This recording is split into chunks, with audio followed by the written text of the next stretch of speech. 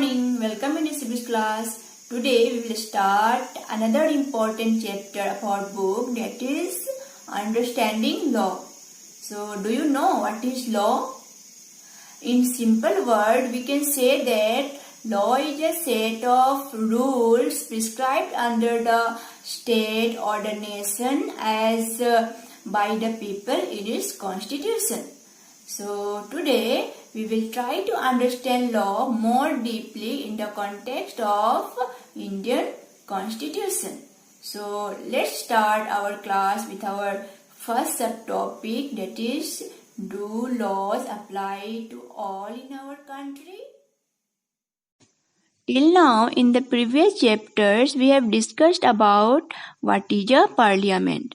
Now, moving on to the details of how a parliament works, the main duty of a parliament is to formulate laws. So, the responsibilities of formulating a law are related to the parliament, which we have discussed in the previous chapter. Now, moving into know how a law has been formulated, how we come to know that this law has changed, or are all laws are applicable to all people? Is there any controversial law? If there are any controversies in the laws, then how we will approach it? What is our responsibility as a citizen? How should we respond to this? All this we will be discussing in this chapter. As laws apply to all in the similar manner. Why are we questioning this one? Earlier, India has experienced the colonial rule of the Britishers. Now, moving in after India attained its independence, the framers of the Constitution do not want any kind of arbitrary rules existing in our country. So they have made the mandatory laws in the Constitution. Thus, everybody is equal before the law. It can be a government official, a lawyer, a doctor, a common man, the president of the country. Whoever does any mistake, irrespective of their position, their economical background, their caste, their color, their creed, whatever may be their background, whoever may be, he may be a famous personality in the society, he may be a film star, he may be a cricket star, or whoever he is. He may be a government official holding a key position in the government, also should follow the rules and regulations which are laid in the Constitution. If anyone is found, if he is violating the rules and regulation, will be meted with the same punishment what is being met with a common man. When he does any mistake, even if the President of India is proven that he has done something wrong, the same kind of punishment would be given to him what is being given to a common man when he has done the same mistake. So, there is no difference between individuals when they done any crime or any mistake. When they are doing any crime, the courts or the laws checks only the crime they had done, and the punishment will be given on the crime. The judgment will be given on the basis of the severity of the crime, not on the basis of the background, not on the basis of the caste, not on the basis of the color, not on the basis of creed. So, in India, we have the right to equality, where everybody has equal right to access everything equally. At the same time, we also have rule of law. The rule of law states clearly that any individual, he may be anyone, whoever does any crime he is eligible for the same punishment which is prescribed in the Constitution. It cannot be changing or varying according to his economic background or his social background. There are different examples for this. If any individual does crime, he should be punished under the same laws of the Constitution, which are meted if such kinds of crimes are done by people. And in the ancient India, we can find the differences of the judgments for the same kind of crime done by different categories of people. Because in the ancient period, the people are divided into different castes or categories. Especially the higher caste people are exempted or very light punishments are given to them when they are doing any crime. On the other hand, if the similar crime is done by a lower caste person, then they are being given a severe punishment which is completely opposite to what the higher caste person has done, and the punishment has reduced for him. So, these kinds of variations you can find in the ancient period or India and during the British rule. So, do all laws are applicable to all equally? Does laws have any exemption to anyone? No, there is no exemption given to any particular category person or people or any high profile people in the society will not be considered in courts. According to the court, everybody is equal, everybody is the citizen of the country.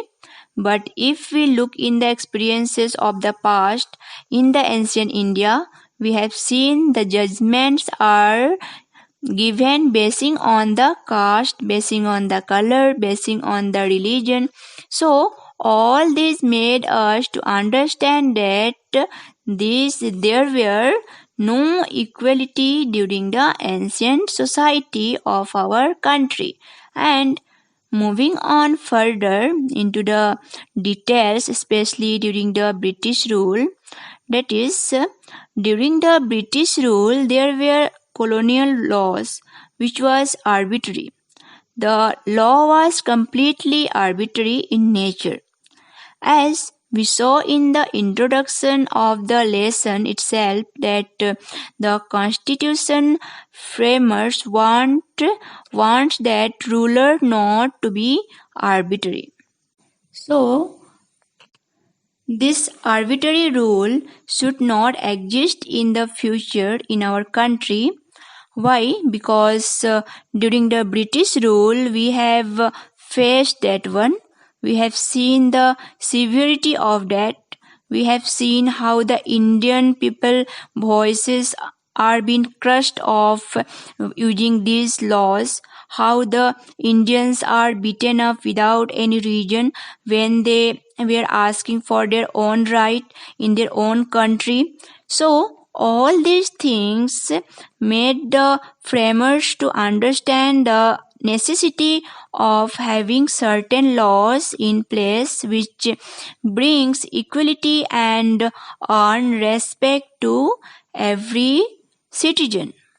Now, moving into the details of the British rule, Britishers made many laws which were arbitrary in nature, and if any of the Indians tried to oppose them, the Indians were brought into custody. That was also a special act was passed, that is the Sedition Act of 1870s, through which anybody in the entire country who is protesting against the British rule can be arrested and imprisoned without any trial and can be tortured for many days. So, these kinds of laws given for us that during the British rule there was no equality. The Indians had to struggle a lot. If you look at the example of Rosa Parks in USA, where she has denied to give her seat to the white man when he demanded, she is fighting against segregation between the black and the white in the United States of America, where she was facing severe criticism in the early days, but she was one who first started a revolt against the USA segregation laws. It was only after her movement, what she has started, the civil rights movement gained knowledge and grounded, and slowly now the laws are being brought to get everyone in the lines of equality. So like this, any incidents which are happened in the history becomes a strong base for us to make laws. Britishers have created many laws especially to target the Indians who are fighting for independence, to imprison them, to arrest them, to torture them, or to deny them giving the right to assemble, the right to conduct meeting. So all these things make us to understand that what are the problems of the arbitrary rules or the arbitrary laws which are in place prior to India attained its independence. And now we can see the Hindu Succession Amendment Act of 2005. The Hindu Succession Act was amended in 2005, which entitles the wife, the children, equal right of succession of the husband's property. Like this, the laws are not giving any exemptions to anyone. In the similar way, the laws which are framed are from the past experiences which we have drawn for our country, which the country has experienced, faced, and suffered under the colonial rule. So, in the independent India, the framers of the constitution do not want any laws which have brought troubles to the people. Then, moving on to a fundamental question, from where does the laws come? Who formulates the laws? And how can a law be formulated? How can a new law be formulated? So, this we will discuss in our next class under our next subtopic, that is, how do new laws come about?